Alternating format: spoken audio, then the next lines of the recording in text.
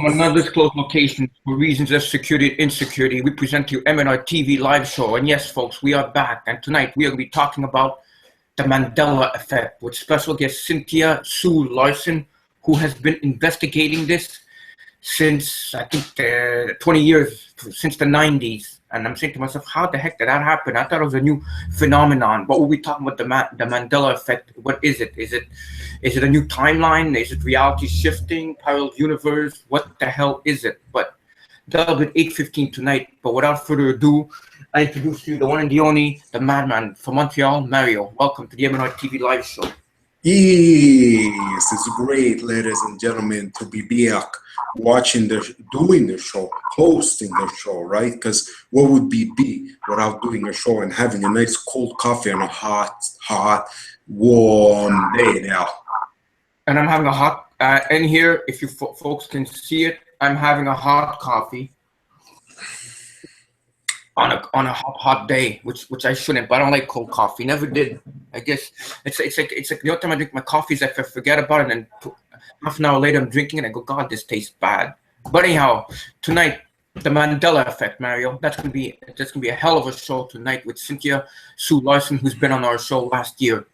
Yes, and I'm looking forward to this because when we weren't doing the show for the past 2 weeks or something like that, that's all I was looking into, the Mandela effect, and trying to understand what this craze is all about there.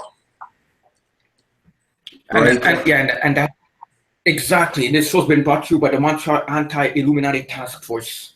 Just thought I have to say it in there. So let's get going because time is pressing. Because I want to know about the Mandela effect. So I can't wait.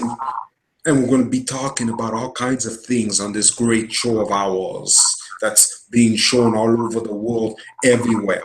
So this is me. This is Mario, right? This is more or less we're going to be hearing, but I'll be showing you what you need to know, right, Robbie? Yeah, that's right. All right, so now we're going to start with the introduction to the show, like usual, for the new folks out there who are so new they don't know what we're all about. But this is it. This is our blog. This is, if you people out there want to watch us live, right here, this is how it's done. You go on the MnR Productions, mariolaur.blogspot.ca for Canada. I have my headphones. Maybe take them out. I'm getting bad feedback. I don't know. It's weird. I don't know if other people can hear Mario clearly. Maybe it's my computer, as usual. My brand new Windows 10 computer.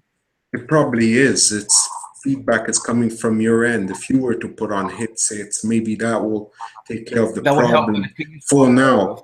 For now, until we get the guest on. When we get the guest on, you got to remove them so that the folks out there can hear what exactly our guest is talking about, which is Cynthia Sue Larson, and she'll be talking, as you see here, the Mandela effect. And this is it, and we've started exactly 10 years ago, 2006. And if you want to see these, yes. I don't hear myself. I don't hear the echo anymore. You must have put on the headsets. And I'm lowering the volume too. Okay, because now I can concentrate even better. Because I don't hear myself twice. That confuses me. So right there, that's our show right here. You just press right there, click play, and you'll be seeing us live. And right underneath is our wonderful Chitango, where you can all talk and interact. And hey there, Paula. Yeah, he wants to know about the Mandela effect. Everybody wants to know about the Mandela effect. So now we're going to get to the pictures of the week, right? That are both posted on both Conspiracy Talk on Facebook and on Google Plus, right? Shall we get cracking and get into there? Yeah, coming soon. One world religion, and there we have the Christians, the Muslims, Catholics, the Catholics, the Greek Orthodox. Greek Orthodox. Do we see any Jewish? No, I'm sure that there's somewhere around there, some right maybe next to the Pope or something. We have a Hindu, we have a Muslim, But anyhow, we're going to be talking about this in the news. So, because people out there were laughing, saying there's no such thing. It's happening. It's happening. One world religion is coming. But you'll have to watch the news, which is coming right after the pictures. We'll be showing you exactly what's happening with this. Now, this one, Robbie, this one is straight from you. And a conspiracy talk. So let me get this straight. Trump has been friends with the Clintons for decades. They attend each other's weddings and play golf together. Their daughters are best friends. Trump was a Democrat. Until 2011, Trump donated more money to Democrats. Trump has a history of denouncing racism in politics. Trump was pro-choice, pro-universal health care. Trump supported Hillary for president in 2008. Then he suddenly decided to flip out his political beliefs to run a Nazi campaign against his friends. That's more believable than they are working together. Wake up. Exactly, folks. They are working for the same group of people known as the 13. They are puppets of the 13. But you know what I've noticed today? More and more people out there hate Donald Trump. That's his whole plan. I know, me too. His whole plan is to be hated so that the Republicans will be hated and Hillary will get voted. I don't trust no politicians, right? But here, this says it all. Suivant next, George Soros. Yes, George Soros here. I don't always fund Black Lives Matter, but when I do it with the intent of starting a civil war. Look at that ugly bastard. Wants to start civil wars. You know how bad that is? How many people are going to die because of it? We can't trust anybody. That's why these guys don't want us to love each other. Brotherly love. They don't want that. They want us to hate.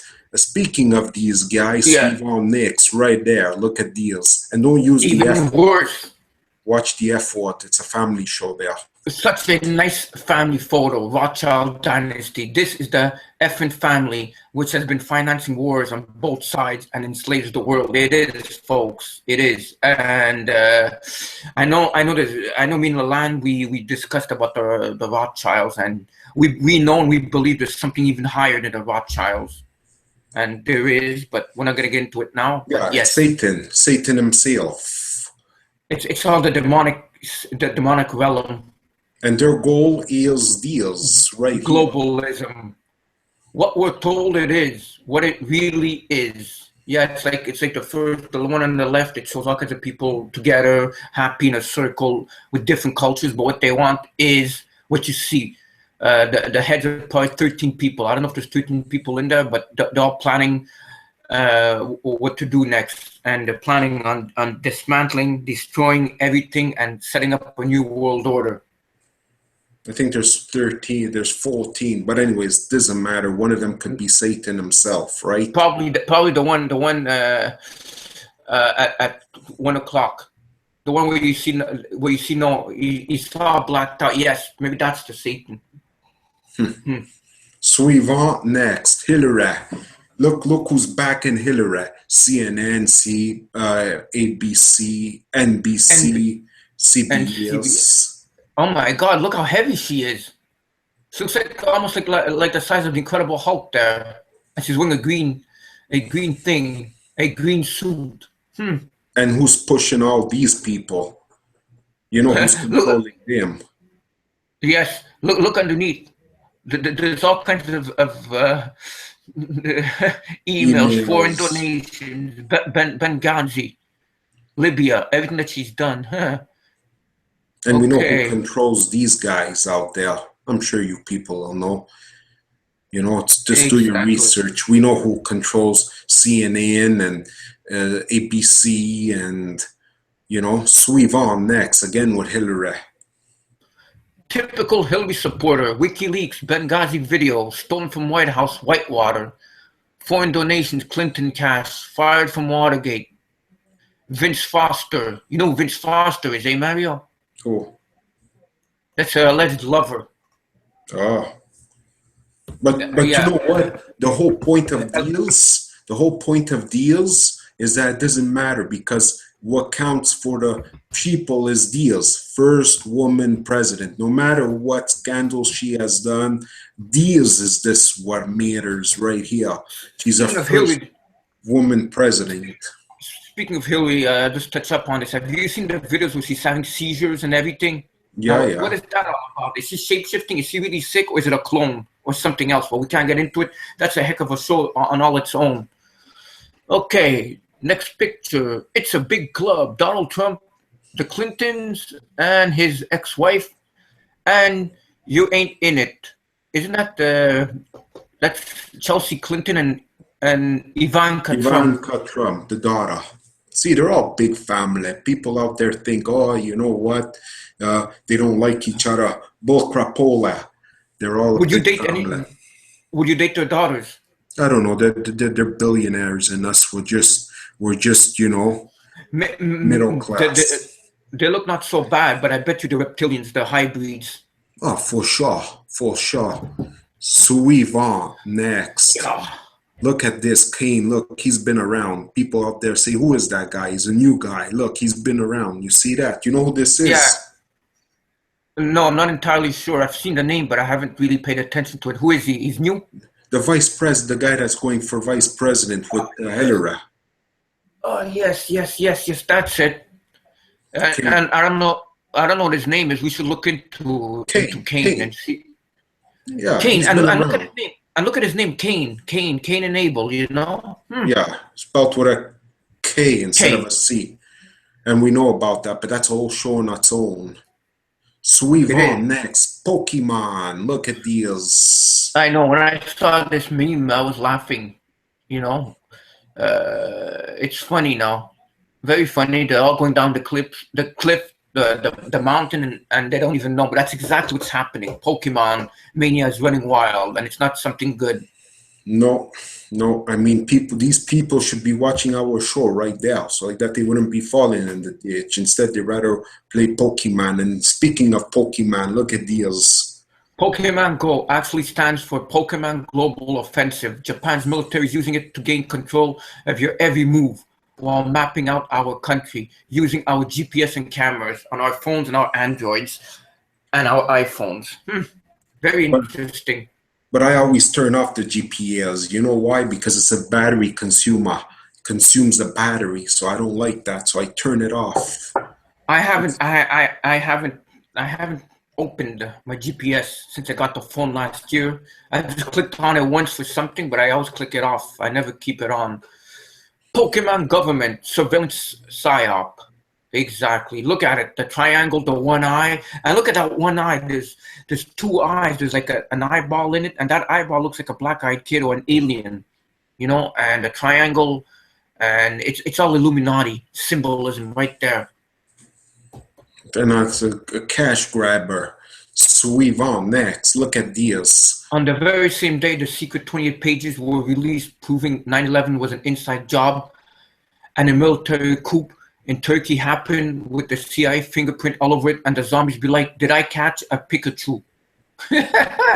They must be laughing, the elites, eh? You must say these sheeples over here. These sheeples. That's what they're saying. They're saying they're so stupid. They're like turkeys without heads running around. Exactly. Oh, for sure. Suivant, next. We're just moving along right there. Governments don't want well-informed, well-educated people capable of critical thinking. That is against their interest. They want obedient workers, people who are just smart enough to run the machine and just dumb enough to passively accept their situations. George Carlin, and I agree with him 110%. Yes, but we're using these machines to do a lovely show that's not mainstream. And last but not least, certainly not least, right here, when two countries go to war for some reason, look at the their presidents should fight one-on-one to death instead of sending young people to war. I agree, and whoever wins, wins. And Mary, did you see my posting on Facebook? Woke man. Instead of Pokemon, it's woke man, and he wakes up people. Maybe that's us. Yeah, we're woke man. We're not Pokemon. We're woke man. But you know something? This picture right here, this meme, it's like the U.S. Navy.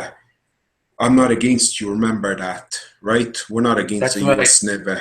We just don't like to see people suffer, die, and that. You know, that's the whole point of deals. So that's the pictures of the week, which are both found on Conspiracy Talk on Google Plus and Facebook. And speaking of Facebook, right here she is, the most wonderfulest group of all. You see these right here.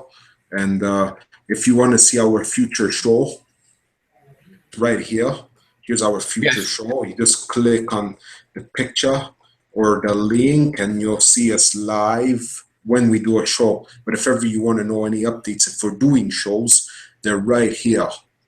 And it grows up bigger and bigger every week. I'm just in the chat room, just laughing. Did you know there's even Pokemon crisis actors faking Pokemon accents to make games look bad? That's funny. Actually, that's sad, not funny. It's ridiculous. You know, it's like I'm never into games, but that, my friend, is very, very ridiculous. So I learn a new thing every day. Yeah, so now we're going to be talking about the news. We're going to be getting inside the news, and we're going to be talking about the whistleblowers. Whistleblowers' stunning claims NSA has all of Hillary's deleted emails. It may be the leak. Binet was an architect of the NSA's surveillance program. Over a year ago, Edward Snowden shocked the world in the summer of 2013 with revelations that has changed everything from domestic to foreign U.S. policy, but most of all provided everyone a glimpse into just what the NSA truly does on a daily basis. A former NSA staffer and now famous whistleblower, William Binet, gave excruciating detail to Wired magazine about all the Snowden would substantiate the following summer. We covered it in a 2012 post titled, "We Are This Far from a Turnkey Totalitarian State, Big Brother Goes Live," September 2013. Not surprisingly, Binet receives little attention in 2012. His suggestions at the time were only as preposterous and ridiculously conspiratorial only after the fact that it did become obvious that he was right. More importantly, in the aftermath of the Snowden revelations, what Binet has to say became gospel. Very interesting. And Trump said they have to turn to the Russians to get the emails. But you know what? They just have to go back home and look, because the NSA knows everything. Maybe those emails were love emails to Trump or something like that. We don't know. And he knows where they are. Love letters, oh boy. Who knows? They'll interbred. True, they're all happy big family. Or maybe he's discussing on there when's the next dinner gonna be, you know? So what's your take on deals? People are still talking about Pokemon on Jatango, right? People love Pokemon. I'm not. I have no interest of playing Pokemon. Apparently, somebody got busted faking it on a subway track in Toronto. Oh boy, yeah, very smart. Here's the next.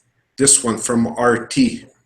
Trump warns U.S. presidential election will be rigged. Calls Hillary Clinton the devil. Trump warns U.S. presidential election will be rigged. Okay. Calls Hillary a devil. Let's call him the kettle black here. Donald Trump says November U.S. presidential election is going to be rigged, making the claim twice on Monday. The property tycoon has also called his rival Hillary Clinton the devil, adding that the system was also rigged against Bernie Sanders.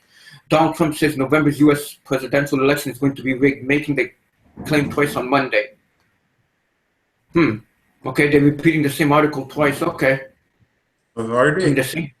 The same thing, yeah, the same. It happens.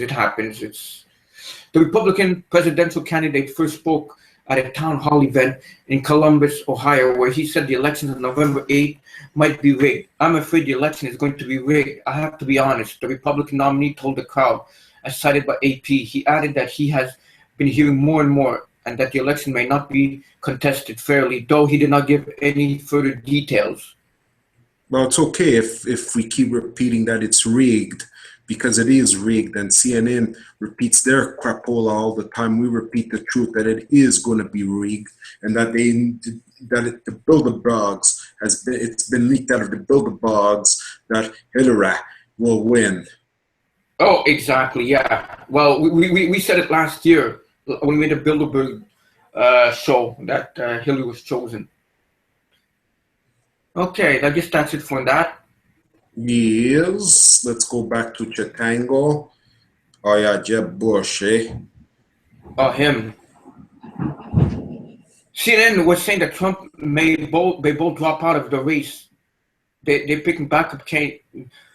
Trump may pick Jerry Springer. No, you know what's funny? Is if for some reason Obama declares a state of emergency and he stays on for a third term. That's also another possibility. All right, the next one. Yeah, there's so many possibilities. There she is. Is that your girlfriend? Oh, yeah. Globalist establishment rigged elections for Clinton. Of course, the establishment media will never investigate wrongdoing. Most glimpses in the past history provide insight on what is taking place in the real-time current society. When applied to the realm of politics and raw power, the established order gets their way. Ignoring the will of the people is so evident that only a dedicated flunky for maintaining the false narrative of democratic rule would deny the reality of the illicit system. Allowing voters to actually elect their leaders is a risk that the masters of the world will not tolerate. Even the first Trilateral Commission president admits that the truth. In 2016 is the year Americans found out our elections are rigged. Hey, yeah. Well, we didn't have to find out now. We knew a long time ago. Yeah, definitely. But it's like, what a waste of money and time and effort to actually think that we, the people, while the Americans actually think that any country that people vote, they think it's a matter of who of importance, because left wing or right wing, or it all goes to the same person. Whoever wins, it's still the oligarchies that win. It's a matrix. Everything's a lie. And look, here there's points here of saying, by the way, to all you people out there, these links will appear in the description, so everybody out there who wants to go out and investigate for yourselves, you can see it right here that we're not making any of these up. You see, secret counting, there's all kinds of stuff and proof that it's bull crapola. You hear that? Presidents aren't selected, they're elected. They're not elected. Presidents are selected, not elected. Yeah, did you see the... It's okay, me too, I made the mistake. Did you see the shirt, Hillary for prison? No. The T-shirt. Yeah, I saw it. I saw it on different places. I even saw it, I think, on Amazon also, and I saw it on InfoWars that they had a T-shirt, Hillary for prison. Maybe Lalana or Paulie had seen it. Maybe they're wearing it. Especially Paulie. I picture Paula wearing the see, I don't know who he likes most, but I picture him wearing the so again, presidents are not elected, they're selected. That's what we tried to say before. That's what we tried and say. Yeah, that's Hillary picked up one of Kardashians, huh? All right, suivant. Next, we're gonna be hitting oh yes, this I like very much there. This, like here, you see the title of it? Yeah, Muslims in France.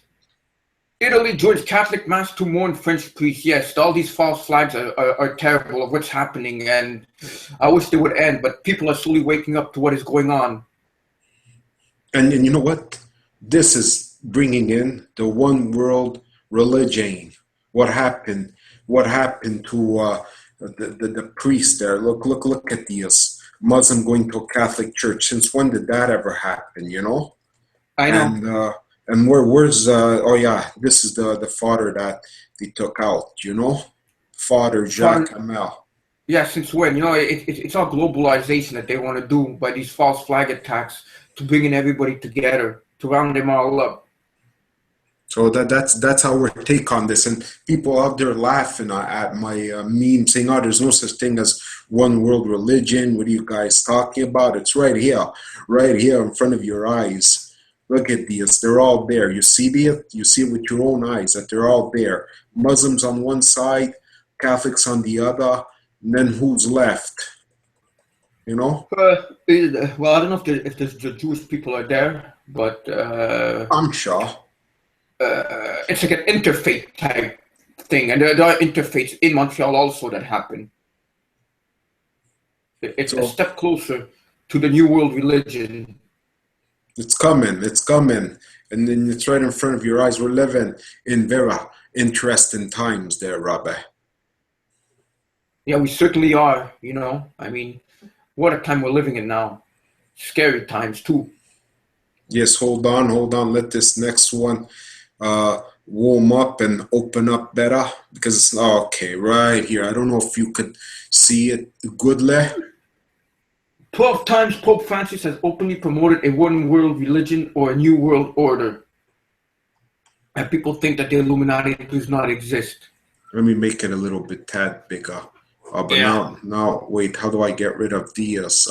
Look at the, no thanks, that's it, no thanks. On Sunday, Pope Francis told hundreds of thousands of young people gathered for World Youth Day in Poland that they need to believe in a new humanity and that they should refuse to see borders as barriers. Every 2 or 3 years, Catholics from all over the planet converge for one of these giant conferences, and as you will see, below, the Pope has not been shy about using historic occasions to promote his agenda. Unfortunately, it has been exceedingly clear that his agenda includes moving humanity towards a one-world religion and a new world order. Of course, the Pope Francis is not going to use these exact phrases, but at this point, it's very obvious what he is trying to do. If you don't believe me now, perhaps you will see this difference after you have viewed the evidence that I've compiled. And there it is, right there. What he's saying. And now we're gonna get to the points right there. I have confidence in the Buddha, followed by a Jewish rabbi declaring, "I believe in God." As the video goes on, a Catholic priest announces, "I believe in Jesus Christ," and not at all Islamic leader. An Islamic leader boldly declares, "I believe in God, Allah." If you have not seen the video, you can watch it. Pope Francis declared the fundamentalists, even Christian fundamentalists, is a sickness during remarks which he says is similar to the major religions. I wonder if this Pope is Peter the Roman, or if there's not somebody that's going to come. But we are in interesting times. Vera, see, this talks about all the stuff there that he's been doing, all his timeline. Exactly. So, you people out there, you could just go on the link and look at it for yourself. And, you know, I don't trust the Pope. I wouldn't trust him. I don't trust no religious or government figure. We can't really trust any of those people. No, I don't trust anybody. When it comes to religion, I don't trust religion. I don't even like religion. Oh, yes. Now we're going to be talking about sun. What the hell was that? It's a cat. Outside? Yeah. Okay. Oh, got it. Sun. Will Large Hadron Collider destroy Earth's CERN admits experiments could create black holes. One way or another, the huge Large Hadron Collider is going to finish off the planet, according to conspiracy theorists. That would be us, conspiracy theorists. They believe if the particle smasher does not create a black hole that swallows up our Earth, it will put an asteroid towards us, trigger monster earthquake, or open a portal to allow Satan in to finish his work. A host of conspiracy theorists claim that there is something more sinister behind the complex machine of the Swiss-French border in answering the mysteries of the universe, how the universe started. After Express United Kingdom this week reported on the latest theory that the LHC is alleged causing major earthquakes when it is operational. The European Organization for Nuclear Research, CERN, has moved to ally fears. They clarified what it is doing, but has admitted the particle collider could create a black hole, but claims that would still be safe. A CERN spokesman told Express.cu.uk the Large Hadron Collider has been working beautifully well since Easter now and will continue to work for the whole year. Scientists are very happy as they acquire a lot of new data, and this hopes to solve the remaining questions of the mysteries of our universe. CERN has issued a statement on its website hitting back at some of the wireless claims. It disputes the LHC is dangerous at all. It disputes the LHC is dangerous. The statement said, although powerful for an accelerator, the energy reached in the LHC is modest by nature's standards. Cosmic rays particles produced by events in outer space collide with particles in the Earth's atmosphere at much greater energies than those of the LHC. Maybe that's causing the Mandela effect. Interesting. Yes, I know. That brings in right to where our guest is going to be talking about that. In a few minutes, yes. I hope the cat that was outside the rubber, because I'm a pussycat lover, I hope she's okay, because it sounds like she really got hurt, and I'm concerned. I know. I would go look. I know whose cat it is. It's a neighbor's cat, but she does that sometimes. But I can't go check now. All right. The next one is on this, and I killed one in my kitchen this morning. You did? Okay, let me work. Martial law exercise. Feds going door to door in Florida asking for urine for samples amid Zika virus outbreak. The government is using the crisis as an opportunity to collect behavioral data. Officials have said that at least 4 people in Florida have contracted the Zika virus, and warns that the virus now appears to be spreading domestically enough through contact with mosquitoes, a direct human-to-human transmission. Until recently, the virus only appeared in individuals affected outside the U.S., primarily in South America. Now it's South America. 2 years ago, the Ebola was South Africa. The script, it's just been changed a bit. In an alarming development, according to CNN, federal, state, and local officials have been deployed to canvass neighborhoods in Florida. The state purpose is to ask questions, request urine samples, and determine the spread of the virus. Officials believe that... Wait, hold on. You said Ebola? I thought we were talking about Zika, because you said Africa. Yeah, Isn't that was Zika... 2 years ago. Oh, okay, yes, okay. You're referring to that because we're talking Zika. Yeah, but I said the script has been changed. Oh, okay, yeah, but they created some new bacteria. Well, Zika, yes. Yeah, South America now. Go on, sorry about that. Officials believe the local transmission is confined to a small area north of downtown Miami with a single zip code. However, local, state, and federal health officials are continuing investigations, which include urine samples and determine the spread of the virus.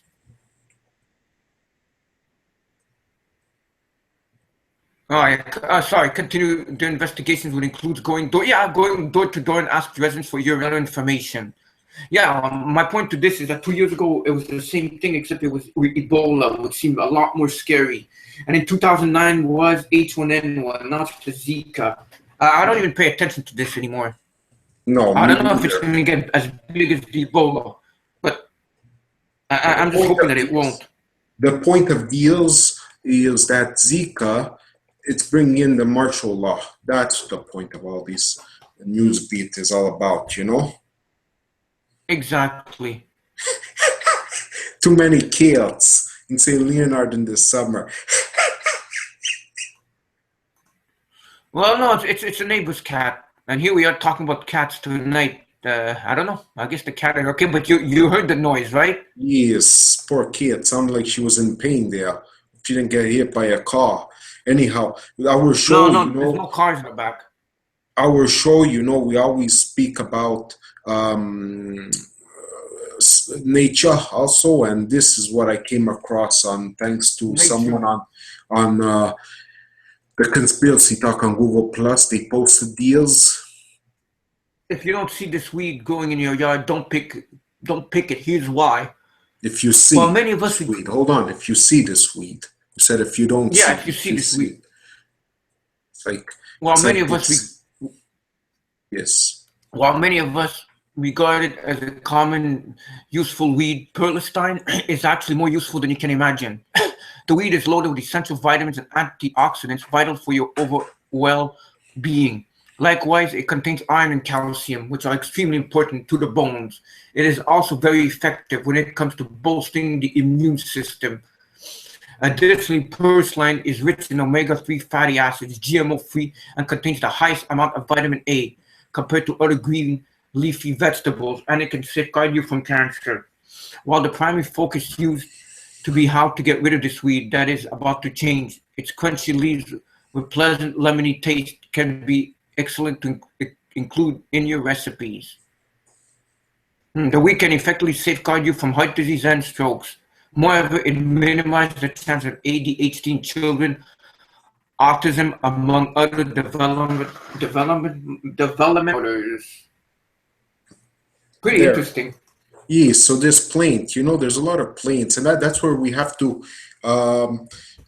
give credentials to our fellow natives, Americans who know about all these plants, and they know it best. So go get these plants and see for yourself. Just make sure you wash it very good, because there might be some chemtrail dust on there.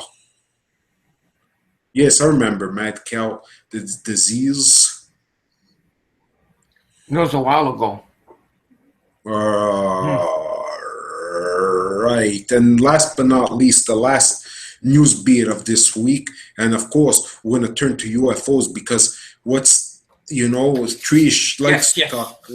We know that Trish is around the corner when we talk UFOs and NASA. Startling and NASA footage. Okay, I don't know what happened to the title. Okay, it's back. Startling NASA footage reveals large golden UFO orbiting the Earth, conspiracy theorists claim.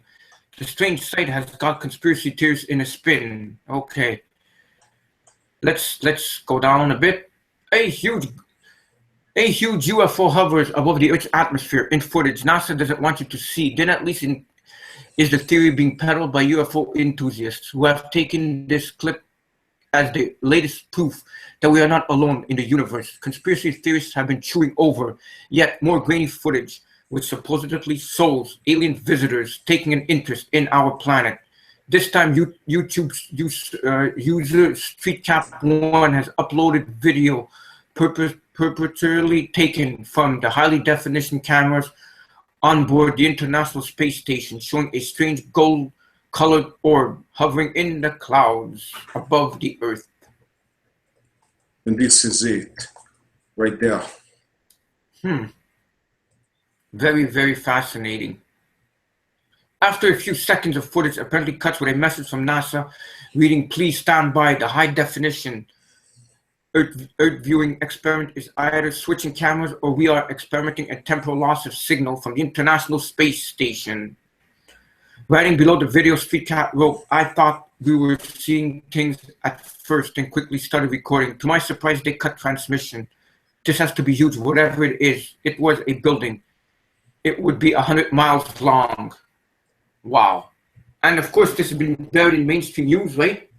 No, and you've always wanted big UFOs. You're like, where are they? Where are they, the UFOs? Are they up there and we can't see? Are they coming in from sun? Well, yeah. If we see it in our own AB, that would be something. That would be something to see, like L.A. Marzulli talks all the time, the mile high crafts coming down. Wow. Okay. No, but it's there. It's coming, and soon we'll be here. But now Trish is making her entrance, and she wants to, do her thing. Exactly. So we're going to take a short break, and when we come back, we're going to have Cynthia Sue Larson speaking about the Mandela effect. Don't you dare go away, because things are going to get very interesting very soon. All right. So here she is. Here's Trish. Cynthia Sue Larson is the best-selling author of 6 books who helps people visualize and access whole new worlds of possibility. Cynthia hosts Living the Quantum Dream on the Dream Vision 7 radio network. She has been featured on the Discovery Channel, the History Channel, Coast to Coast AM, and the BBC, and has presented papers at international conferences on science, spirituality, and consciousness. Since 1999, Cynthia has shared findings from scientific research in the fields of quantum physics, quantum biology, the placebo effect, positive psychology, sociology, and alternative medicine. Cynthia's articles have appeared in journals ranging from Cosmos and History to Magical Blend to Parabola. Results from Cynthia? As How Do You Shift Reality? Surveys conducted in April 2000 and June 2013 document incidences of the most commonly experienced types of reality shifts, and her Reality Shifters website has compiled one of the most extensive collections of reality shift reports in the world. Her popular essay, Reality Shifters is eagerly awaited each month by thousands of subscribers worldwide. Cynthia has a degree in physics from UC Berkeley, an MBA degree, and a Doctor of Divinity. Cynthia reminds us to ask in every situation, how good can it get? Thank you very much there, Trish. We can't do a show without having you come on here and talk to us like that, while you normally do. And it's going to be something to be talking about the Mandela effect. I mean, a lot of people want to know what the heck the Mandela effect is, and I thought it was fairly new until I got in contact with Cynthia Sue Larson, which will be coming on soon, and she said she's been researching this for years. So, Berenstein, Flintstones, Fruit Loops. Hey? Fruit Loops. Well, what was it called before Fruit Loops? No, it's spelled differently. Yeah, no, what else? Star Wars. Luke, I'm not your Luke. You're not my. Wait, how do you go? Luke, I'm your father. Now it goes, Luke, no, I am your father. Also, stuff has been changed in the King James version of the wineskins. And now bottles, from wineskins, they went to bottles in some different types of Bibles. Like, what's going on? Are we time shifting? Are we living in? Is there a fabric of space? Has it been opened? Is there realities? Are we living different realities? It's so many possibilities, but hopefully tonight we're gonna get a good view on what the heck the Mandela effect is. Could it be the power of the universes are colliding? Could it be sun? We have so many, and people, if you have any questions out there, yeah, that's another one. Mirror on the wall changed. Exactly. All right, so I'll be getting a guest on. Are you ready? I'm ready, Ada. Let's do this. Let's get it done. Yeah, let's get it going. Okay. Let's get it done. All right.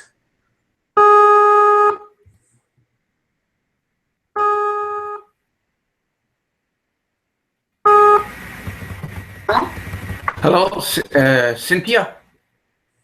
Yes. Yes, Cynthia. Welcome to the MnRTV Live Show. Hello. Glad to be on. That's wonderful. So, you've been on our show last year, so how are things with you? Well, it's been pretty busy, as you might have gathered, with the popularity of the Mandela effect and more people noticing it who are truly amazed and they've never meditated, so they're just wondering what is going on. Exactly. So I was like kind of amazed when I found out that you've been researching it for many years, and to me it just seems like all of a sudden like there's this Mandela effect. So would you care to tell us a bit about yourself and then get into the Mandela effect for our new viewers? Wonderful. Yes. Well, my background is actually physics. That's what I studied at UC Berkeley. I've got a degree in physics, and following getting that degree, I did work in the business world. I've got an MBA degree. I'm mentioning this so that people know that I'm very grounded. I definitely was doing quite well in the corporate world. But then what happened is in the 1990s, I had what's known as a Kundalini awakening. And what that does is really starts opening up energy channels. For me personally, I started becoming aware of things that I hadn't really been aware of, such as these kind of things that I'm calling Mandela effect on the show tonight. And originally when they started happening to me, I was noticing things appearing out of thin air, disappearing, transforming, transporting, changes in time, dead people being alive again, all these things. And so with my background in physics, this is back in the 1990s, I wanted to know what's going on. And this is before the internet was nearly as big as it is today. So I did a search on the ARPANET internet. It was just starting to be the internet. And there wasn't much out there at that time. So I started the website, which became realityshifters.com. And I've been publishing a monthly newsletter, sharing firsthand reports of this phenomenon. I've written several books about this phenomenon and conducted surveys about it. This is fascinating. I mean, what the heck? I mean, so this is not a new phenomenon. This is something that's been going on for a while, but what is it that caused it all of a sudden to like explode? Like everybody's talking about this on the internet. Exactly. Yeah. So many people are interested now in the topic and that's the real question, the $64 million question. It's really what's this about? Why is it so popular right now? And why is it occurring? It's not necessarily popular in a good way. It tends to frighten people when they notice that movies that they've seen before, books that they've read before, TV shows with songs that they've learned by heart now have different lyrics. The movies have different dialogue lines. Like if you build it, they will come. Is now if you build it, he will come. And people know for sure that wasn't that way before. So it's that sort of thing that is just jarring people to their core. And when I started documenting this phenomenon, and it wasn't so many people noticing it, now it seems like every day there are hundreds more people noticing it. Back in the 1990s, I would tell people about the phenomenon, and people would acknowledge that within their homes, they would sometimes notice that socks would move around, that kind of thing. Like you do laundry, and typically you're missing a sock. Sometimes when you leave the house, there's an item like your keys or your wallet or your coat that's not where it should be, and it's somewhere that you know there's no way ever that it could have been there. But you don't have time to deal with it, so you just grab what it is and run off. So these sorts of things have been going on for decades, really. What's happening now is that we seem to have reached a point, and I would hazard to guess that it's a time of awakening. This is something that has been prophesized by many different indigenous peoples the world over. So it's just people who are very spiritual felt something would happen in 2012. And then we've got people who are saying that it's all about the Large Hadron Collider, and CERN has something to do with this. So there are lots of theories. My own theory, after having been looking at this in a I've had time to get excited and then calm down about it. That's what happens when you looked at something for a couple decades.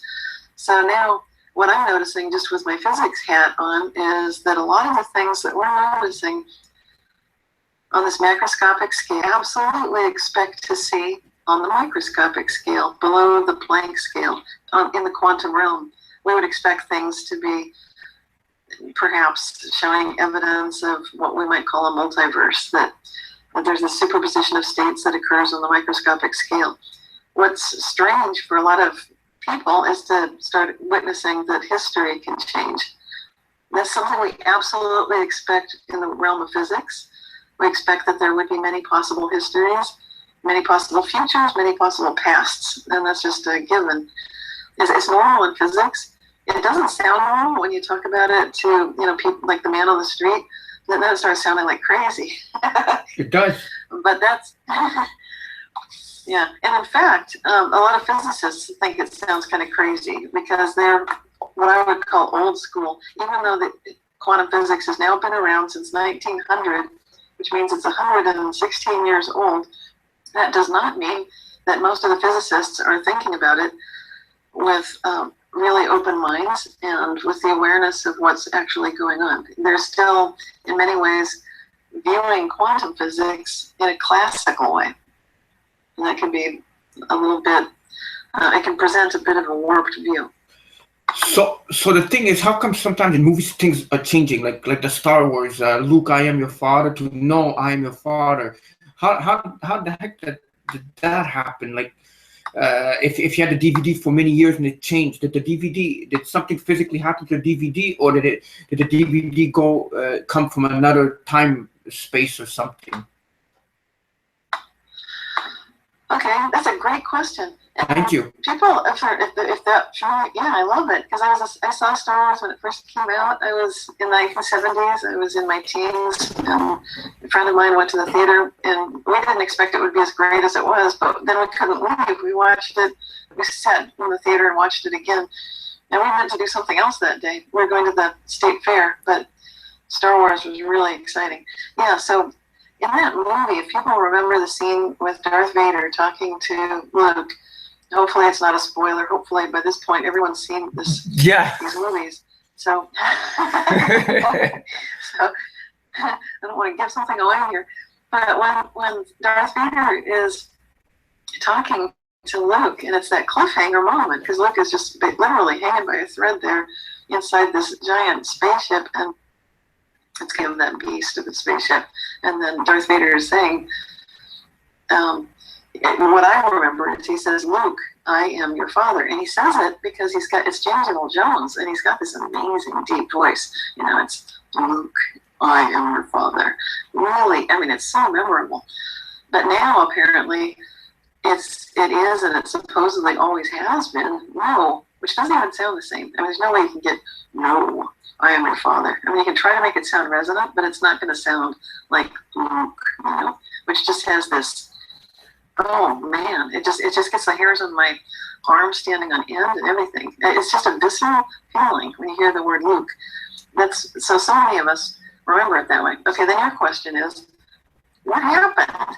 Like if you're watching the movie at home and you're watching your videotape, or maybe you've got it on DVD and you think, okay, they must have changed it because I just watched the DVD or the Blu-ray, and obviously this has been edited because this is not my Star Wars.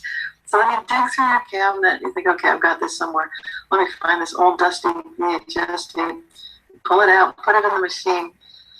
And I would say what you're going to see is the same crazy thing. You'll see, no, I am your father, as if it was always that way. Right. And the reason I say that is because this has happened to me with movies that I own. I'll watch them on whatever format it is, video, DVD, and then I'll watch it again later, and it is different. And I did not, nobody's tampered with my movie. It's the same thing that I bought, supposedly, but it doesn't play the same way. It's different. And so what we're noticing is people that observe this, everywhere they look, it's as if all they've got left is their memory that things used to be different. And then they can also thank goodness for the internet and thank goodness for social media, because you can go to Facebook, you can listen to radio shows like yours, yes, and find out there are lots of other people like you that also remember it differently. Exactly. And I just find it like, now go ahead, sorry.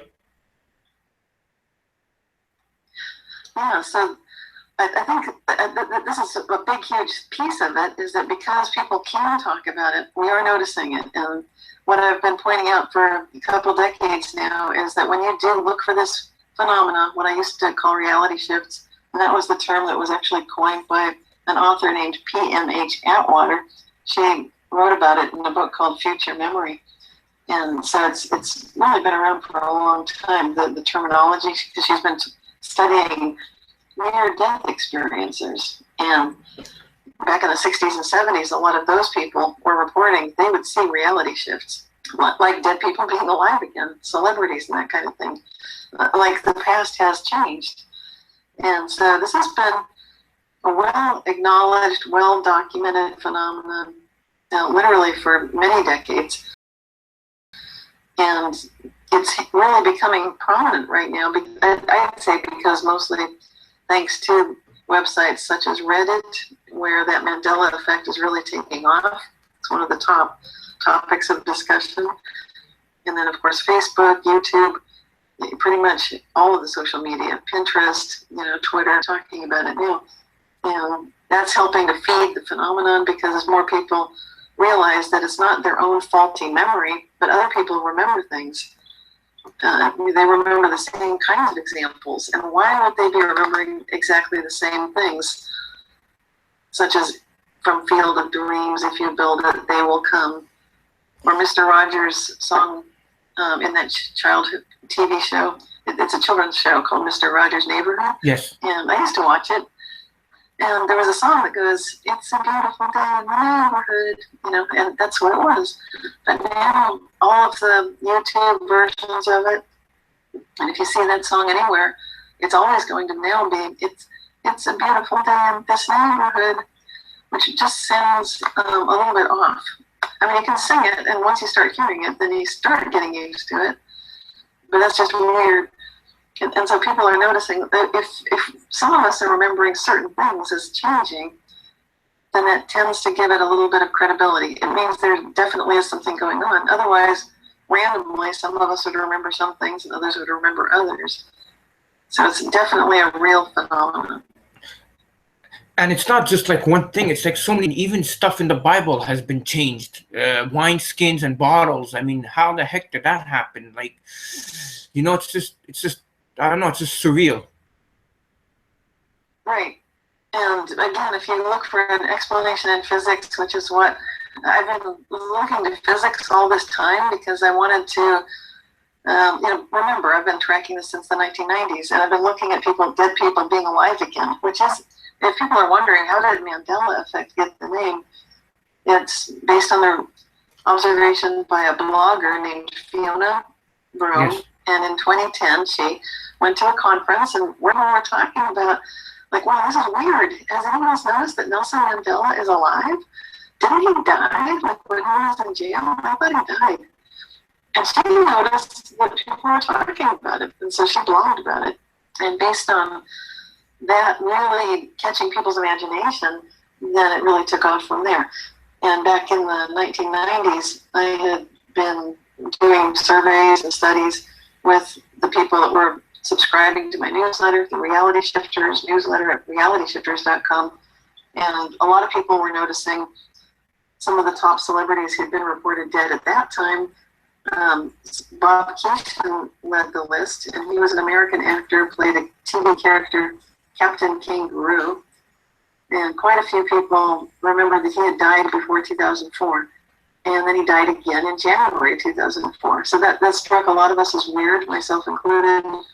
The next most often remembered alive again celebrities included Jane Goodall.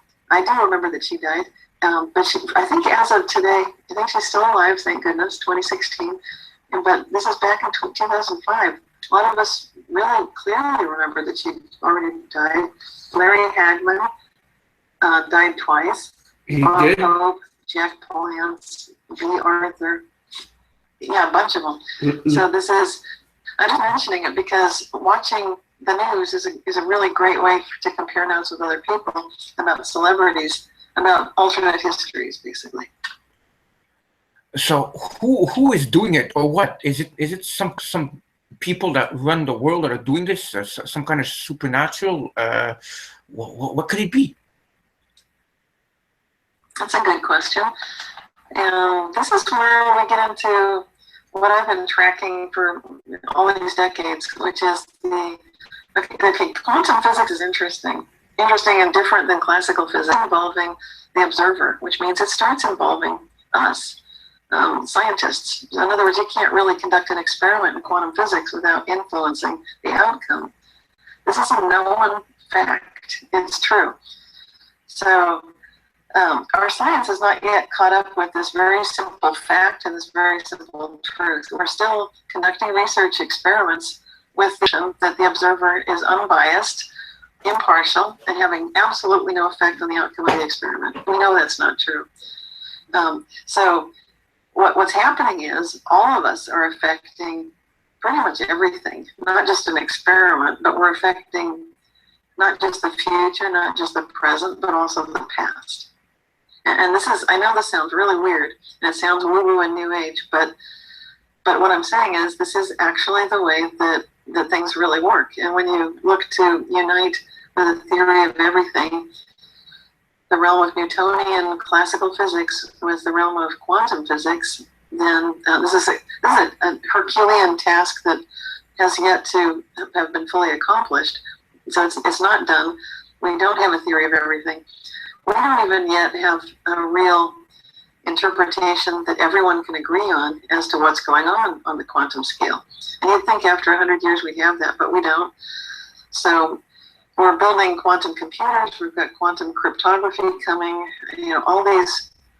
We've got atomic energy. We've got nuclear bombs. We've got lots of things from the quantum realm, but we're yet to really have a true logic of how this works, a real full understanding of it. And what we know for sure is that spooky action at a distance is part of what goes on in the quantum realm. We know for sure that a particle can exist in a number of simultaneous states at the same time. It can be in more than one place. It can be, it's basically like a blur. Like it's not really pinned down. It's not something you can measure unless you can measure it. And then if you're measuring it, then other information is lacking. So it's kind of a strange way that works. And for most of this last 100 years, physicists were totally hoping that we could just kind of sweep this under that Planck scale rug. And if the dust is small enough, the quantum particles are tiny enough, then we can pretend that that's only happening there, below this von Neumann cut. Then everything bigger than a quantum dust particle, then we're all happily pretending that it's classical Newtonian physics, and that there's none of this uncertainty, none of this spooky action at a distance, none of the superposition of states and all the other things. And I'm saying, it looks to me like all of that quantum weirdness is happening at every level of reality. I have a question for from. So getting to your question. Yeah, you did. Yeah. So when you ask who's doing it, we're all kind of doing this. So you sometimes hear about consensus reality, and that kind of, if you're basically doing a truth show like you're doing to get the truth out there, then obviously people are aware that not everyone has everyone's best interests at heart. So that can be a little scary.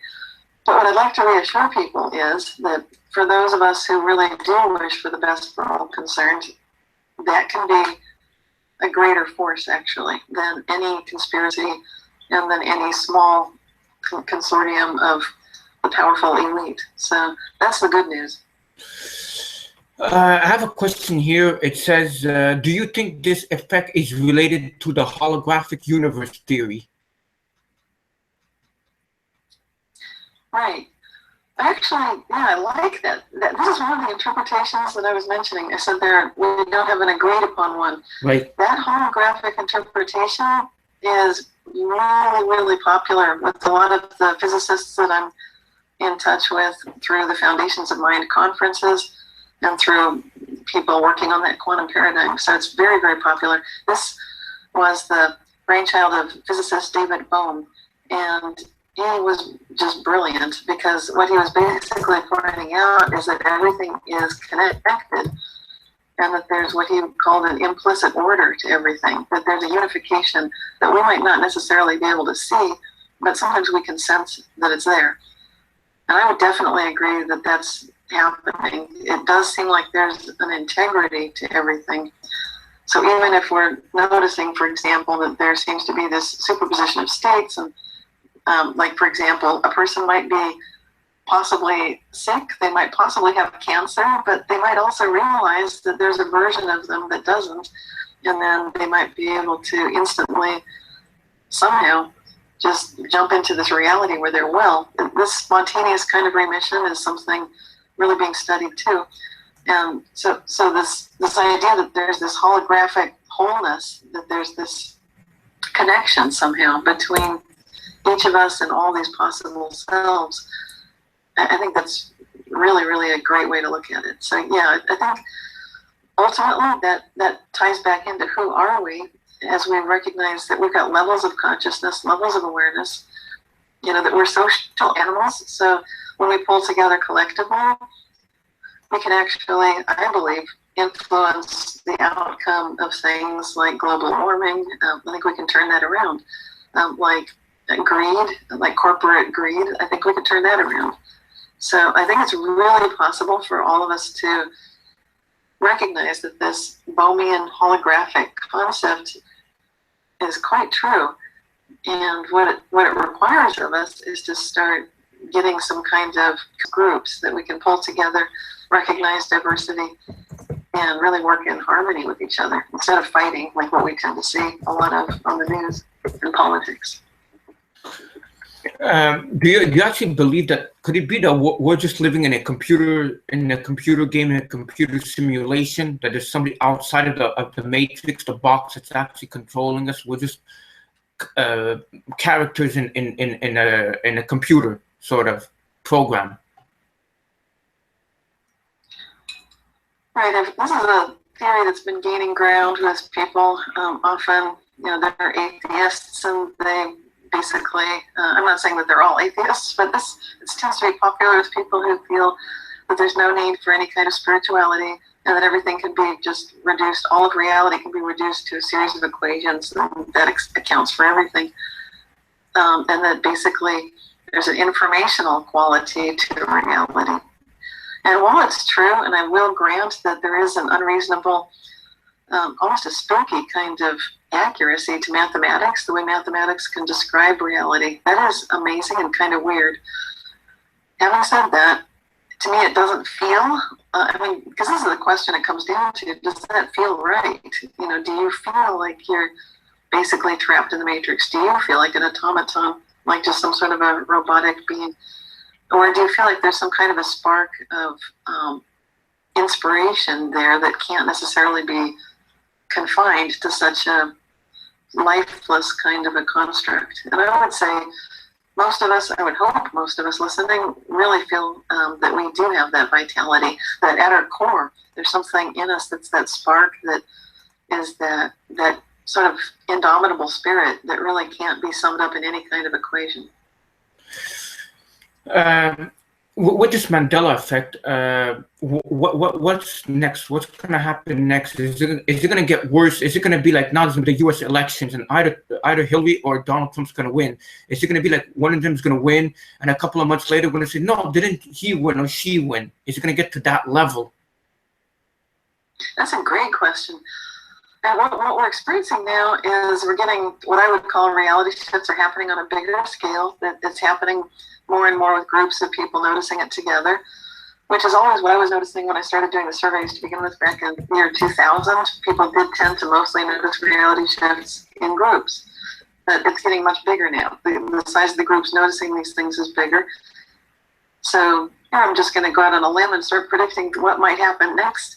I would say based on the kind of things that happen with reality shifts in general, they do tend to ramp up when we are afraid, when there's a great sense of urgency and necessity, when they seem like there are really high stakes involved, and we're deeply concerned about something.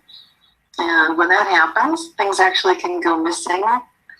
And maybe that's why some of the airplanes lately have been going missing. I mean, literally, we've had flights full of people missing. So that kind of thing can happen. I mean, that's a terrible thing. I would hope that they'd come back. That often does happen. So I would predict we might have people returning on these flights feeling like they've really gone nowhere, like no time at all has passed, but they basically time traveled. They might be flying back in. I think that kind of, I know that sounds crazy, but when you look at space and time and the connectedness there, that kind of thing could happen. The kind of reversals you're talking about, where some people might notice that a different outcome had occurred? Absolutely. Yeah, I would definitely agree with that. Over the years, I've had a number of people report to me that they have witnessed cataclysmic events happen on Earth. And usually they ask me not to report those stories. Now what I'm talking about is people who've actually witnessed the nuclear destruction of the planet through warfare. They saw it on TV. And the way they describe it to me really sounds real. Some of them have written to me and they believe, and they sound, well, they do sound a bit crazy, I'll grant you that. But some people have told me that they've witnessed other realities. Where, for example, Hitler won the war and the Allies did not come through in time back in the 1940s. So some people have witnessed other realities. And I'm talking now way, way, way before this Mandela effect got big. So I've been hearing about a lot of this now for decades. So it does give me a little bit more of a background to pull from here. But as far as predicting, yeah, I think definitely we're going to start having people step forward and say, look, I remember that we got a different election outcome. What happens with these, for people that are listening and thinking, well, how can that be? How can where's the proof? This is something that a lot of people want to see when they hear about these things. And unfortunately, or it's just the nature of the beast, there isn't really any proof. So the proof is just in the number of people who remember that there had been a different reality. And that would be based on their sketches, their artwork, their videos, their books, their blog posts, just sharing mostly on the internet. And there's more and more confidence for people to step forward and say these things now that we're sharing things. We're thinking more with a global, interconnected mind thanks to the internet. Is there any books out on the Mandela effect, or is it going to be something that's going to be coming out very soon? Yes, well, when I wrote my book, Reality Shifts, it was actually the first book to talk about people dead being alive again. And it does give examples of that. It describes how to live through this in a positive way if you're starting to experience it. Now, I didn't call it the Mandela effect, but remember, because this is back in the 90s, that term came out in 2010, so it hadn't come out yet. But when I wrote this book, Reality Shifts, it's exactly about what we're talking about. And it's the idea that things move around mysteriously. Things don't stay put. Things and people can appear, disappear. They can transform. They can transport. The dead are seen alive again. Objects appear out of thin air. You can travel far in a short time. All of these things. And so it describes how to get back in touch with the good side of this experience, because this can be very scary, actually. And so when I wrote this book, Reality Shifts, When Consciousness Changes the Physical World, it's meant to be a guidebook for people who are just starting to experience it. Probably they're freaking out, and that's true of most people right now who are going through this Mandela effect experience. So is it possible that there's multiple copies of us? There's a Cynthia Larson somewhere else, there's another Robert somewhere else, and multiple copies, or is there just one of us? What are what's your thinking on this? Great question, and absolutely multiples. As weird as that sounds, there are people that have experienced me giving a talk at UC Berkeley, for example. They remember clearly that I lectured in one of the lecture halls at Dwinell Hall. In my own memories, I have no recollection of doing that. I remember I was really shy when I attended UC Berkeley. This would be in the 1980s. I was really shy. And obviously there's a reality where that must have happened, because these people, they wrote to me and they told me for sure they remembered it. And another interesting thing happened in the year 2010. Several researchers in the field of time travel and physics told me that for sure they knew I had not existed before in their realities. And I believed them. So not only could I be different, but I might not even exist in some of these other realities doing what I'm doing. I mean, I might exist, but I might be doing something else completely. I've also heard from one gentleman who saw Robert De Niro, the famous actor, back when this person that wrote to me had been driving a big rig vehicle. Robert De Niro was the tow truck driver that, not a famous actor, but Robert De Niro apparently was someone that comes when your big rig breaks down on the freeway. And this guy just stared and stared at him, kind of like, kept thinking, like, this must be a movie, it must be some kind of gag or something, or maybe he's undercover. But no, this is totally just Robert De Niro in a different life entirely. So, yeah, we definitely seem to have other possible selves, and sometimes we can get glimpses of this, and other people can tell us about it too. Now, the Mandela effect, is it affecting everybody at the same time? Is it like a shift a reality shift that everyone's experiencing, or is it some people, or is it gradually getting more and bigger that now everyone's going to affect it? Like, reality is really changing. Right, reality really is changing. It always has been. When I wrote my next most recent book, Quantum Jumps, then I'm talking about the fact that nature operates according to this very logic, and the reason that we live on such an unlikely planet in such an unlikely universe in the first place is entirely due to the fact that this quantum logic, this superposition of states, is happening at every level of reality. It's happening in photosynthesis in plants, and that's a 100% proven fact. There's no room for discussion or argument about it. It's been proven by skeptics even that plants are doing quantum random walks in warm, wet, messy, noisy environments, which seems impossible. And it looks like all of our senses operate on the same level, that we're in a superposition of states, so we can smell one molecule of fragrance in a room and someone else can smell that same molecule, which is impossible, but it happens, that kind of thing. So it looks like, thanks to the fact that these quantum shifts are happening and we're starting to become aware that history can change, this will be a gradual process. Right now, it's not a majority yet that agrees that the Mandela effect is even happening. It's still, it's becoming a much noisier, louder, convinced minority, but it's just a minority. And there are still people who are just absolutely convinced that material realism is the way to go, and that Newtonian physics is the only thing that operates at our regular day-to-day life, and that history books don't change, movies don't change, books don't change. They really believe that. But I think that we're hitting a tipping point right now.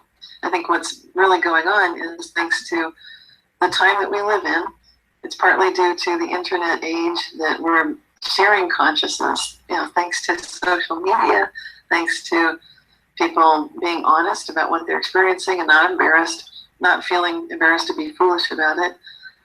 Because when I started talking about all this, I know I sounded like a nutcase. It takes a lot of nerve to step forward and say that you're seeing things disappearing out of thin, or appearing out of thin air. It just sounds crazy. A lot of people thought that sounds nuts until it happens to them, and then they notice, whoa, this really is happening. So, yeah, it's a tipping point thing. I think more and more people will be experiencing it because of the very fact that when you talk about it more, then you do experience it more. So what's happening is there are discussions going on across the United States and around the world. This definitely is a worldwide phenomenon. Some people are saying, oh, the Mandela effect, why is it only happening in America? It's not only happening in America. I've been documenting international cases of this since the 1990s. So it is a worldwide phenomenon. Yes. Now, the universe. Are we a universe amongst many universes called the multiverse? Yes. And this is something else that I get into in that newer book, Quantum Jumps, where I describe, this is another interpretation of quantum physics, actually, and quantum mechanics. We talked earlier about the holographic interpretation. Another perfectly valid interpretation of this weirdness at the quantum level involves looking at a multiverse. I like to put those two together. I like the idea of a holographic multiverse. And the reason I like it is because it's kind of like a book where the binding is the holographic part. It holds all the pages together. And each page of the book is like another possible parallel universe, but they're all connected. And that enables us to jump, for example, from one page where we might have a busted knee and we think we need knee surgery. So we go and get arthroscopic knee surgery. And then they give us a choice, like, oh, we're doing a study, your surgery is for free, you know, if you participate. The catch is we're not going to tell you if you're in the control group or not. And this actually happened to some military veterans who were definitely in need of knee surgery because they were getting older, their joints didn't work, they wanted to play basketball with their grandchildren and couldn't do it. So they said, sure, I'll sign up for that, you know, and whatever. So they joined in the study, and this was one of those gold standard or maybe platinum standard studies where even the doctors at the time did not know whether a given patient would be in the control group, meaning they would just be cut open, the knee cartilage would get kind of cleaned around, they made an incision, doctor would just sort of clean around and then stitch them back up, but not really do anything, versus doing the actual arthroscopic knee surgery, which involves getting in and cleaning out any kind of possible debris, you know, in that area. Long story short, what happened is, and it's kind of surprising, is the doctors that did the study were not expecting that people in the control group that got really nothing other than a placebo surgery would be doing as well as they did. And they were basically doing about as well as if they'd had the actual surgery. And then many years later, these people found out you were in the control group, and they just couldn't believe it. They just said, no, that's impossible, because as soon as I had that surgery, I felt a lot better. There's no way I could be playing basketball with the grandchildren. Now I do it every day, that kind of thing. So that's what I like about the idea, or the multiverse, with all those pages in the book, and enable us to basically jump from one page, one reality where we might be sick, have cancer, sort of inoperable condition, to another page that's just adjacent where we're just fine. And this is why it really does help to have faith. You know, people who have faith in some kind of religion or spirituality tend to have a much stronger positive placebo effect. So they'll benefit much greater, much more often than people that don't. And it seems like it's because they can attribute the changes to some things such as God or spirit, that definitely that's working for them.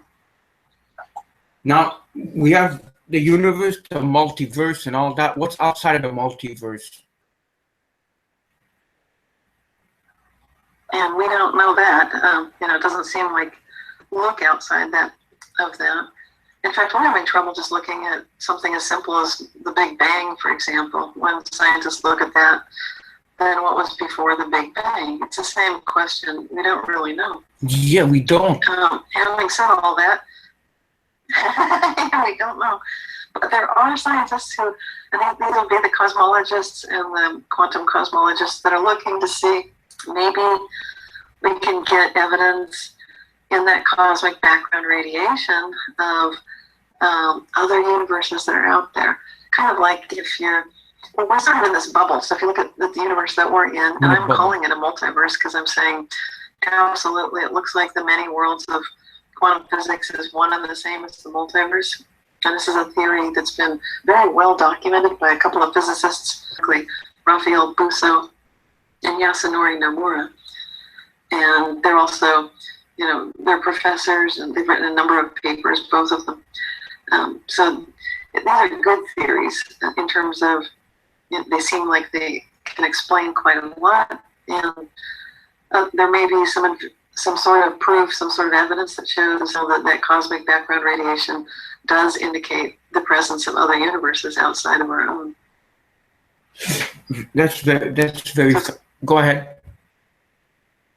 Well, it's kind of like looking. You know, when you're a new parent and you get sort of a sonogram to see inside the womb and see what the fetus looks like, and it's sort of a blurry image. That's a little bit like what that cosmic background radiation looks like. And so it's kind of like a way of seeing, putting quotes around the word seeing through gravitational waves, that there could be other universes nearby. It's kind of like a sonogram from the inside of the womb looking out and noticing that you've got your parents. It's kind of what we're doing. That's kind of the image I get when I'm thinking about it. It's kind of funny, but that's what some of the researchers are looking for, and they're predicting that we'll see it, that we will start noticing evidence that other universes are quote unquote out there, that we're not alone. Now, another topic, time. Does time exist? Like, you came on my show last year. Does that mean it's really last year, or it's all the same? Does time, how does time work? Because in reality it exists, but yet here on Earth we live by time. Yeah, time is something we measure, but it's extremely relative. We just, it changes. As Einstein noticed, he did a thought experiment where you could travel on a photon, and then the world looks very different when you're traveling at the speed of light. It's because it absolutely affects everything, which is hard for us to even imagine. But time is extremely relative. What I've noticed from people sharing some of their firsthand experiences with changes in the experience of time is that some people, myself included, have encountered loops in time with repeating sequences of events, with having experiences with a future self or a past self. And these are not quite so common, you would think, except in some cultures, such as in Norwegian culture, they've actually got a word for it, for actually recognizing that someone has arrived before they actually get there. The word Vardigger. And so I think that's very interesting and very telling, because it shows us that are open to, open-minded and just saying it like it is. They've been noticing for years that sometimes you'll hear the voices of your loved ones, and it really sounds real. I've been through this. I've experienced it. I heard my daughter and her friends arrive at the front door when I was cooking something in the kitchen, so I couldn't come to the front door, but I heard the door open. I heard them laughing and talking, and then when I was able to go to the front door, there was nobody there, and the door had not been opened. It was locked. The whole thing was very confusing to me. And then a few minutes later, then they arrived. And I asked them, had they come and then left and come back? And they said no. But this is a very well-known phenomenon, and so it indicates that time, like you said, it's not really what we think it is. And sometimes we can actually experience these little, what seem like eddy currents or something in time. With time, can we actually go back in the past to a certain year if we wanted to, or do we need some kind of technology? You can? That's a good question. I guess there are technologies that people are working toward. I'm not familiar with them personally, but I've heard people are working on developing time travel technology. It's also possible to experience changes in time. The most typical kind of changes that I and others have noticed would be along the lines of doing what seems like a meditation or a daydream, and then you notice that something in the past has changed based on that meditation or that daydream. And this definitely falls along the lines of instantaneous remission of disease for oneself and others. So, and there's a lot of a growing body of evidence for the placebo effect working for people, for people's pets. And I've had that happen for my pet, who I had a dog that was getting cataracts in his eyes, and I would just do a daydream and tell myself, no, he doesn't have cataracts. His eyes are perfect. He's getting older, but his vision is perfect. And then other family members in my household would also then tell me, oh, bad news, the dog is getting cataracts. And then I would have to explain to them, no, I know it looks that way. Sometimes it looks that way. But what I'm doing, and my family is pretty open to this, I just explain, well, when that happens, he's not getting cataracts, he's going to have great vision. It just looks sometimes like he's getting them, but then it clears up and it goes away. And this is along the lines of some of the work that's been done by some research institutes who are looking into arthritis in dogs and horses and how that can go away when people basically are doing placebo treatments for their pets. So I'm bringing all that up just so that you know that lots of things can change in the past, and a lot of healing seems to work that way, as if something magical happened in the past. And when people want to change the past, to do it is to get really detached, get into that daydream state, recognize that another possible reality has occurred.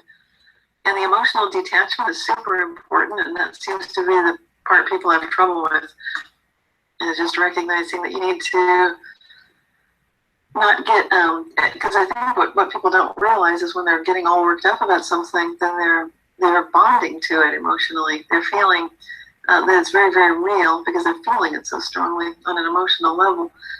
And it's important to get relaxed and detached and just recognize many possible pasts could be true. And some of them are more enjoyable and more agreeable for all of us. And that would be the way that I've experienced changing the past. So a broken leg is no longer broken, and I've actually witnessed that. A cut is no longer a cut. Cataracts are gone.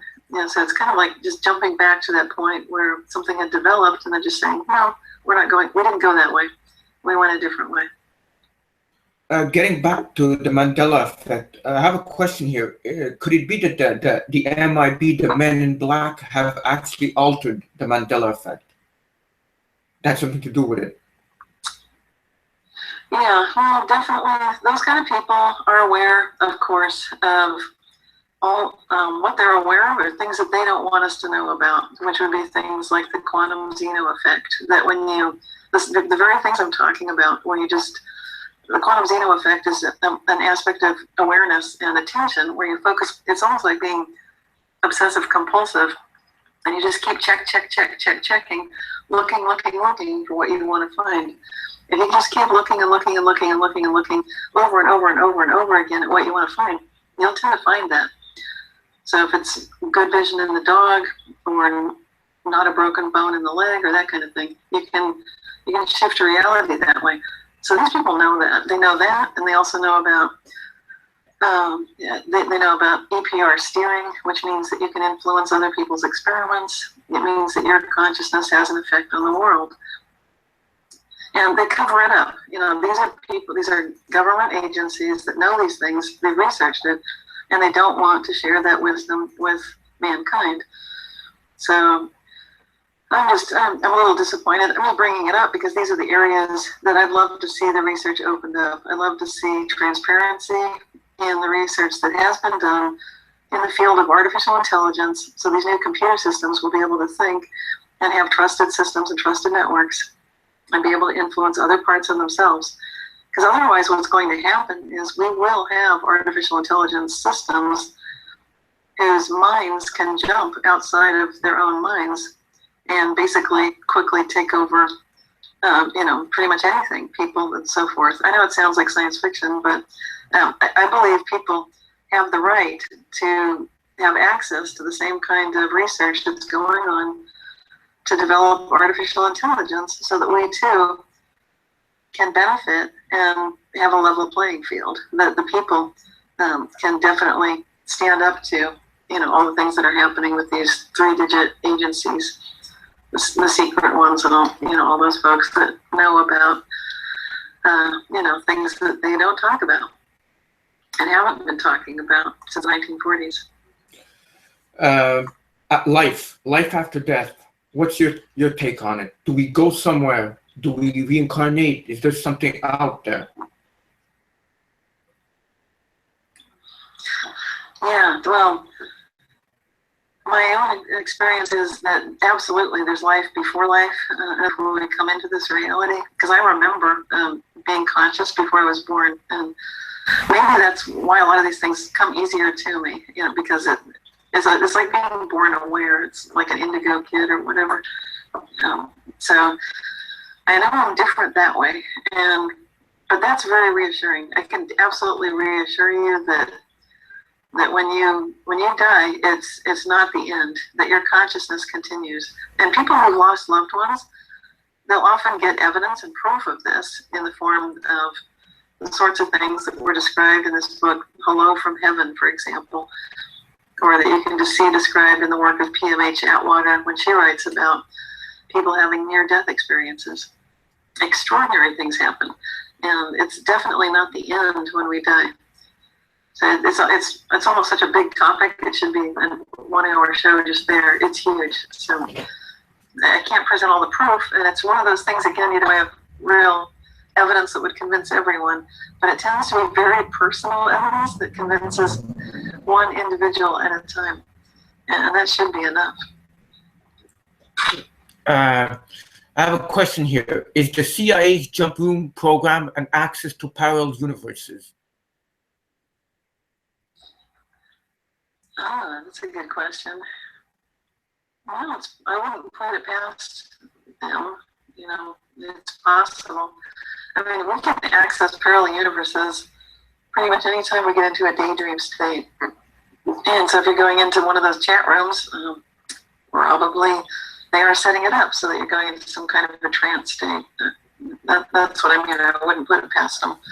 And when you're doing that, then it's just like when you walk down the hall. All of us have experienced this. You go down the hall and you don't remember what you're walking down the hall and looking for. It's kind of like the doorway effect, the hallway effect. You can also get that same daydream effect when you go into a chat room. So you can, it makes it easier to access alternate realities, other possible places and other realities. Yeah. So I would recommend caution anytime you go into a chat. Be aware of what, definitely if you're a spiritual person, maintain your spiritual practice. And I would also recommend routinely every day, just acknowledging the highest sense of good that you can possibly imagine and aligning yourself with it. If that's a spiritual path, then by all means keep it. And if you don't have one, I'd recommend find one. Because we're definitely getting to this point in time when more and more people are experiencing these parallel realities, and it can seem a little bit discombobulating when things change that much. So it helps to have at least a foothold of knowing who you are as a spiritual being. Now, let's say I want to alter the reality, or if someone's married in this reality, could they suddenly wake up and figure I'm married to somebody else? Is that how this works? That could happen. Some of the cases I've heard of involved, well, I've heard from one person that wanted a dead son to be alive again. And so in the process of wishing that his dead son could be alive again, he never quite experienced that, by the way, but he experienced a bunch of nightmare possible realities in which his marriage kept changing, and some of them were just hideously bad and just nightmarish. So some people experiment with those kind of things. I think we can learn from that too, because I think it's important for us to recognize that some things do happen for reasons, and sometimes we need to grow as individuals rather than always get what we think we want. So focusing on short-term gain instead of spiritual growth, I would say, is always a mistake. But having said that, is it possible to experience these things? Absolutely. And there are so many different kinds of ways that reality can shift. It tends to be in an accommodation for what we would consider bearable or tolerable. But most people don't actually experience something that's so shocking that's devastating to them. Most of the cases that I've heard of are usually small shifts. Like a lot of the ones that you hear about, the glitches and the Mandela effect, usually just involve spelling of a word. Even the ones we've mentioned today aren't showstoppers. It's not the end of the world. So it's basically just letting us know these things can change. And usually we don't see the biggest things unless it's something we want on some deep level, on an unconscious level at least. Someone wrote before, when I was posting this group, it said, I was posting the show tonight, it said that the Mandela effect, the word Mandela was with 2 L's, not 1 L.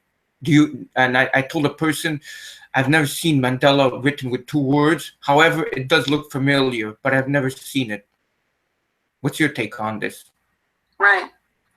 Well, that's a great example too.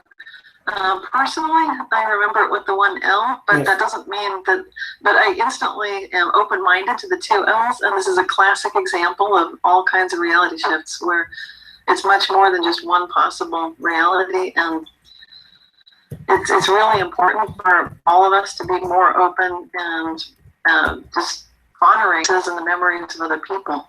This is part of this new quantum age, is just recognizing, okay, that could be true for them. And it's also true that I don't personally remember Mandela with 2 L's, but it's really interesting to hear that some people do. So it's, and I bet that that's not the only person. You know, now that we've said it, you're probably going to hear from a whole bunch of people that say, wow, I remember it was 2 L's also. Yeah, it's very, very, very, sometimes like, I remember things that have never happened. How could that be? Like, I've been at a certain place. I was thinking back in the 1960s that I've been at this certain building, but I've never been there because I wasn't born in the 60s. I wasn't even around. So is that a Mandela effect? Yeah, in the sense that it's sensing parallel realities, that it's the awareness that that these quantum effects are happening on every level. Absolutely, because it gets back to that question of who are we. That's the whole key, is your identity. And when you recognize that as consciousness, we've been talking tonight about a couple of different interpretations of quantum physics. One is the holographic, where everything is connected, kind of like the spine on the book, and then also this idea of parallel realities, like the pages in a book, and each page represents a different universe, a possibility, but they're connected. And on some deep level, thanks to the interconnectedness, you can imagine or feel like you were in that life, maybe in the form of pure consciousness. If you believe in reincarnation, then you might actually feel like you lived a life there, that there was some sense of personhood, and you might even remember who you were. And, you know, all these things can happen. So it's that level of awareness that our consciousness is not confined. In fact, an entire network of neurons through our body. We've been learning that we've got neurons in the heart, neurons in the gut. So we don't even think with just our brain. When you realize that we're social animals and that we're capable of sharing consciousness within a community, like some of the social insects do, like ants and bees and so forth, then we start recognizing, like, wow, this is pretty amazing. And it starts making sense that when you die, you're not gone, that there's some aspect of who you are that's eternal, that's infinite, that's always there. And that part of you is capable of looking through all these possible realities. The things I've noticed is people tell me certain things, that I've been certain places, certain somewhere, and or I did something and I can't remember it, and I'm thinking to myself, either I'm going crazy or I have Alzheimer's disease or it's something else. And what I'm suggesting is to consider the possibility that they might be actually having seen you in those places. And this is the idea of bilocation, which I describe in my newer book, Quantum Jumps. I've personally bilocated a couple of times. And also, to me, it just felt like I was daydreaming. But witnesses noticed during the times I was daydreaming that what I thought was just a dream was their reality. In one case, my daughters, I was just laying in bed because I didn't want to wake up. It was a cold morning, and I knew I should walk down the hall and open the window. There's a heavy shade on the window, and they were tiny, and it was too heavy and big for them to maneuver. Usually I would flick on the light switch, open the shade, and tell them to wake up, good morning, right on that. But instead, I just stayed in bed. So I'm staying in bed, and I hear sort of a commotion from down the hall. Voices, my daughter's talking, a little pitter-patter of little feet. They run into my bedroom, and they say, Mommy, what are you doing still in bed? Back in bed. Oh, it's funny. And I said, why are you back in bed? And you've seen me? I was in your room? What happened? They said, yeah. You came in, and you woke us up. I said, I did? I said, is your window open? And I had to go down the hallway to check it for myself. But their light was on, and the heavy shade that they can't operate was all the way up, as they're not able to do. They swore that I'd been there. And it sure looked like someone had been there. There was no one else in the house except me and my 2 daughters. That was one experience, and it was extraordinary. So all I can tell you is apparently I bilocated. I was both in bed. Not yet. In my own world, I never got out of bed. I was daydreaming. It was kind of, you know, how you can just sort of imagine, like, well, that would be nice. Like sometimes we do that when we have exercises or something we don't want to do, and we just imagine we do the push-ups or sit-ups or whatever. Oh, but in this case, it really happened. And then another time, I was at a book signing event, and daydreaming that I was outside because it was such a nice day, miles away. I just happened to be imagining I was walking down a beautiful tree-lined street with beautiful shops. And that's where someone observed seeing me walking down the street. And she sent me an email, Cynthia, what were you doing on Solano Avenue? I thought you had a book event that day. And I told her I did. Wow, what time did you see me? And exactly when she saw me in the afternoon is right when I was daydreaming about it. But lots of people have reported these kind of stories where they've teleported. Little children in Italy were teleporting miles away. So instead of bilocating, they're teleporting, and that's just one step further. So these sorts of things involving this quantum weirdness definitely can and do get reported in daily life, all around us, and it can save our lives at times. And it can be extremely a good thing if you're about to get crashed into by an oncoming vehicle, and then you teleport beyond. Or your entire vehicle, like your whole car, is suddenly on the other side of the oncoming car. And this happens a lot. I've heard lots of people experiencing that sort of thing. Wow, that's just fascinating. So it's not just me that's going a little crazy over here. So when people tell me, do you remember this? Do you remember that? You did this? And I go, no, I don't remember. No. So maybe it was an alternate of me that was doing whatever they say I was doing. That's right. Yeah, exactly. So we're coming to an end of the show. Is there anything you want to add that I haven't maybe asked about the Mandela effect or anything? You want to plug your website, your books, anything like this? Sure. Well, I've got a radio show. It's called Living the Quantum Dream, and it's free. And you can find it through Dream Vision 7 radio network. It's based out of Boston, and they broadcast on 15:10 a.m. And that's pretty amazing because I get to interview some of the experts. What I'm doing is going to the quantum experts in various fields to find out what's new, what are they doing, because I'm looking for the science, the cutting edge science that can back up all the things we're talking about today. And also my website, realityshifters.com, is the place to go if you're interested in the books I've written, the two that we've talked about tonight, Reality Shifts and Quantum Jumps, as well as Aura Advantage, High Energy Money, Karen Kimball and the Dreamweaver's Web, and my meditation CD, Aura Healing Meditations. And then I've got a free newsletter. You can sign up for that, and it comes out once a month.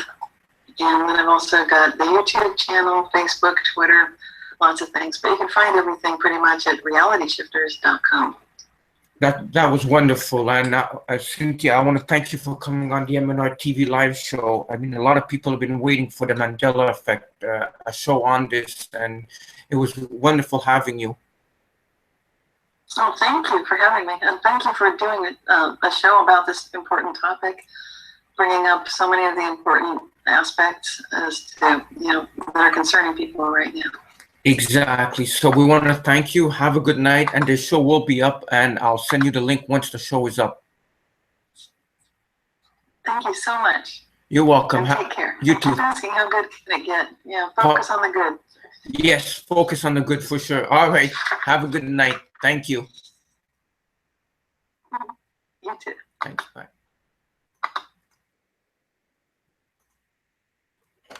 Wow, what a wonderful show we had tonight, folks.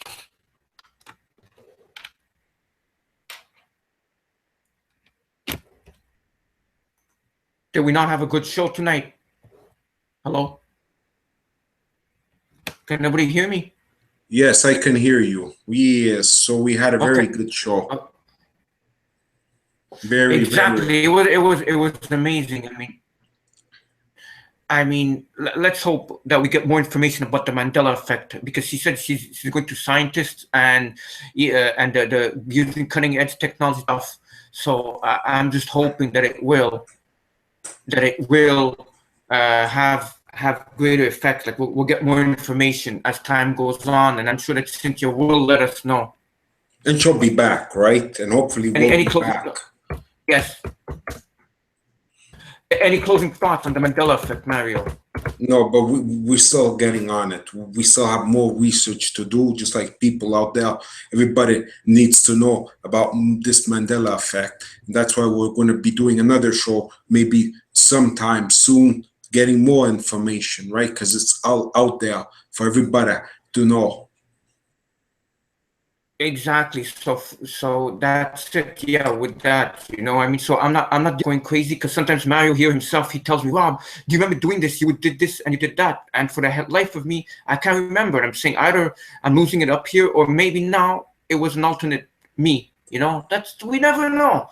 We never know. I'm just going to keep my mind open on this. Next time he tells me I did something and I possibly don't remember. It could be that, or I'm losing my mind. But the truth is stranger than fiction sometimes, stranger than fiction. So we don't know. But anyhow, we'll be back in not next week, the week after, with a great show and a great guest. And you don't want to miss the show. We've got the 17th of August, folks. So that's it for me.